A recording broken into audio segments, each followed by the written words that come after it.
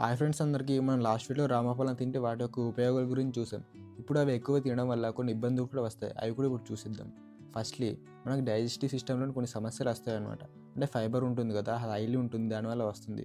కడుపు ఉబ్బరం, అలాగే ఎక్కువ తినడం వల్ల విరోచన కూడా వస్తుంది. అలాగే బాడీ కూడా వేడెక్కిపోద్ది అనమాట. అలాగే రక్తంలో చక్కెర స్థాయి ఎక్కువైపోద్ది, అంటే డయాబెటీస్ అలాంటివి వచ్చింది. అలాగే బరువు కూడా ఎక్కువ పెరిగిపోవచ్చు. అలాగే గింజలు ఉంటాయి ముఖ్యంగా, అవి తినడం వల్ల విషం ఉంటుంది, అందులో చనిపోవచ్చు కూడా. ఇది ఒకటి కానీ 1.5 కానీ తినాలన్నమాట, ఎక్కువ తినకూడదు. తింటే కొన్ని చాలా సమస్యలు వస్తాయి అన్నమాట.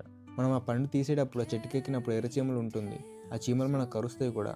ఎప్పుడు ఆ పండు కల రౌండ్గా చుట్టుకొని ఉంటుంది అనమాట.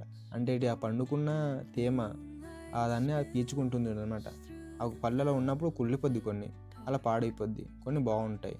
మొత్తాన్ని చీమలతో కరిపించుకొని ఎలాగోలా పళ్ళేరేసాం ఫ్రెండ్స్. వీడియోని అయితే చూసినట్టే కాకుండా లైక్ కొట్టేసి ఇంకొన్ని వీడియోస్ కోసం మన అకౌంట్ అయితే ఫాలో అయిపోయింది గైస్. ఇంకో వీడియోతో రేపటి కలుద్దాం. Bye bye.